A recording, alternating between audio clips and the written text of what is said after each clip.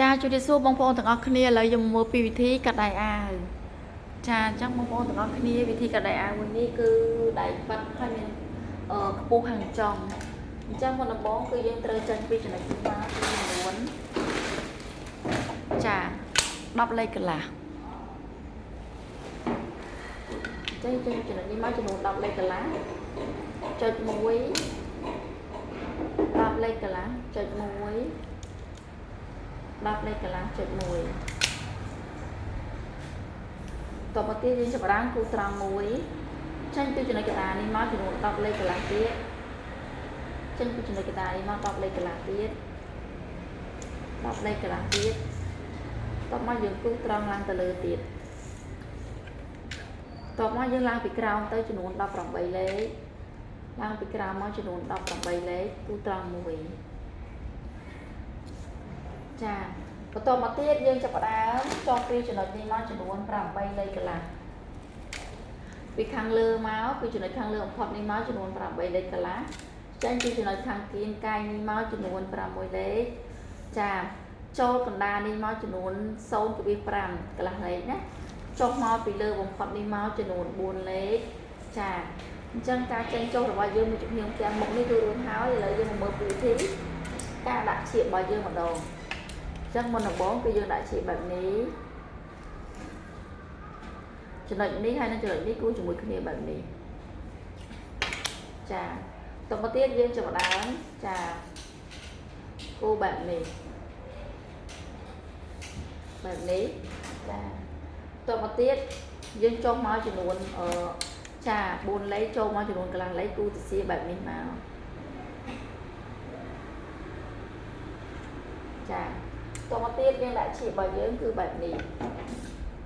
ពីចំណុចនេះមកដល់ចំណុចនេះហើយយើងគូសចុះមកក្រោមសរសេរចំណាំថាផ្ទាំងមុខកន្លែងនេះយើងទុកធ្នេរ1លេខបានន័យថា1សង់ទីម៉ែត្រហើយនេះយើងទុកធ្នេរ1លេខដូចគ្នា1សង់ទីម៉ែត្រកន្លែងនេះយើងទុកធ្នេរដូចគ្នា1លេខដូចគ្នា1សង់ទីម៉ែត្រចាអញ្ចឹងចំណាំផ្ទាំងមុខណាបងប្អូនណាចាមុខទាំងក្រោយម្ដងអញ្ចឹងគឺយើងចេញពីចំណុចនេះមកចំនួន6លេខកន្លះចាបន្តមកទៀត6លេខកន្លះចេញពីចំណុចកណ្ដាលណាបកគោកណ្ដាលនេះ6លេខកន្លះចែកជា2ស្មើនឹង 3.25 ចាបន្តមកទៀតបងប្អូនទាំងអស់គ្នាយកចំណុចនេះហើយនឹងចំណុចនេះឡើងពីចែកជា2ដល់ចំណុចកណ្ដាលទៀតឡើងមកចំនួន1លេខ1សង់ទីម៉ែត្រចាបន្តទៀតនេះឡើងពីនេះមកគឺ1លេខណាបញ្ជាក់ម្ដងទៀតឲ្យច្បាស់ណាបងប្អូនចេញពីចំណុចនេះមកចំនួន6លេខកន្លះ6លេខកន្លះចែកជា2ស្មើនឹង 3.25 3.25 ចែកជា2ស្មើនឹងចា1.65 ចា1.65 សង់មីលីម៉ែត្រចាអញ្ចឹងយើងចែកពីចំណុចកណ្ដាលនេះមកបន្តមកទៀតយើងចុះពីលើបំផុតនេះមកចំនួន6លេខចាបន្តមកទៀតយើងចេញពីចំណុចនេះកាយនឹងមកចំនួន1លេខចាបន្តមកយើងចាប់ផ្ដើមគូសក្បាលដៃខាងលើរបស់យើងគូសកន្លែងក្បាលនេះណាចាអញ្ចឹងយើងដាក់ឈៀបមកចំណុចនេះគូសចូលនឹងចំណុចនេះគូសចូលនឹងចំណុចនេះឲ្យវាស៊ីគ្នាដែរណាពេលគូកុំឲ្យវាពេញប៉ោង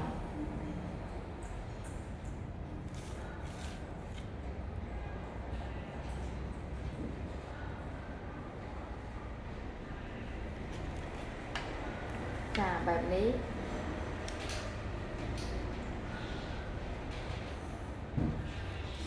ចាបែបនេះណាបងប្អូនណាចាតមកយើងដាក់ឈៀបរបស់យើងបែបនេះ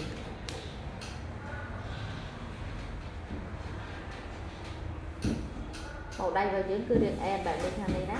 រៀងងើអញ្ចឹងមកបានរៀងកំប៉ុងបន្តិច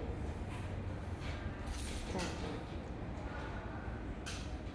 បន្តមកទៀតយើងសេទាំងក្រោយផ្នែកទុក1សង់ទីម៉ែត្រចា1សង់ទីម៉ែត្រ1សង់ទីម៉ែត្រចាពេលដែលយើងធ្វើបែបនេះហើយនេះគឺទាំងក្រោយឥឡូវយើងចាប់ផ្ដើមមកជា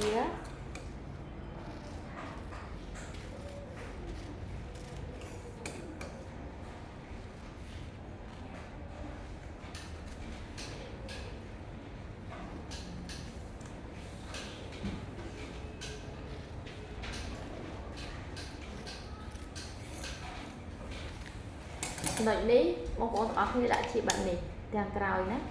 ដាក់វាងងចា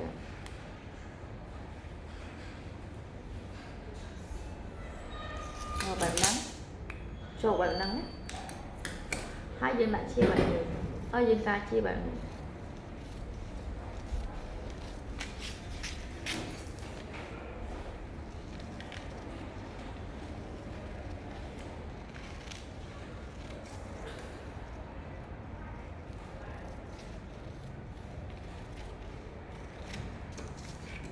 ចា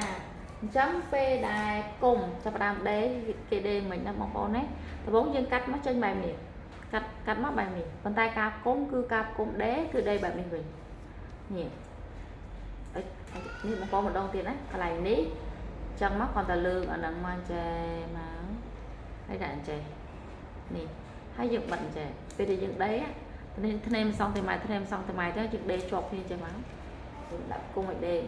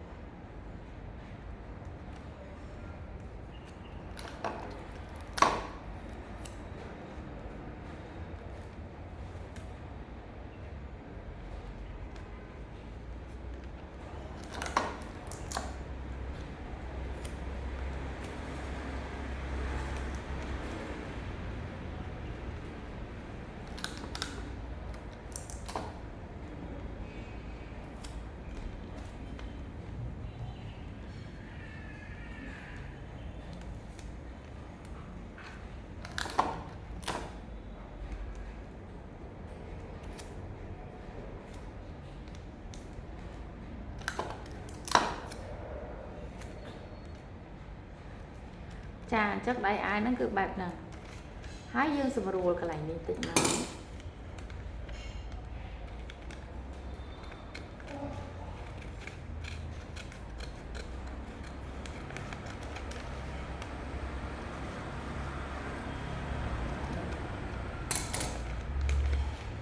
ចាបែបនេះណាបងប្អូនណាកន្លែងនេះគឺផ្ទាំងមុខកន្លែងនេះគឺផ្ទាំងក្រោយពេលយើងដាក់ដៃទៅគឺឡើងខ្ពស់បែបហ្នឹងហើយកលបែបហ្នឹងណាចាឥឡូវចាំយកមកកាយមកដាក់ឲ្យមើលចានេះបងប្អូនណាចា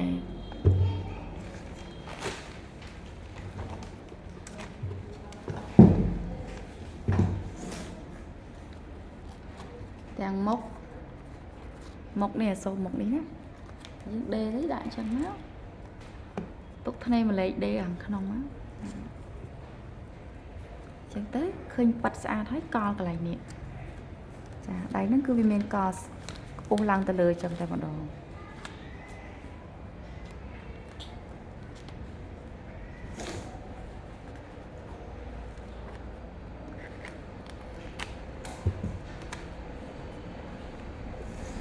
បែបនេះចាពេលពាក់ទៅដៃអាយហ្នឹងគឺវាមានកលរៀងកោងខ្ពស់ប៉ុណ្ណឹងចាហើយគឺកន្លែងនេះស្មើស្អាតចឹងទៅតែអត់តង់ទេណាចាស្រួលពាក់ឯនេះឃើញអត់ឃ្លៀកយើងស្រួលពាក់ទេទៅលេស្រួលពាក់បែបហ្នឹងណាចាលើរួចហើយអរគុណ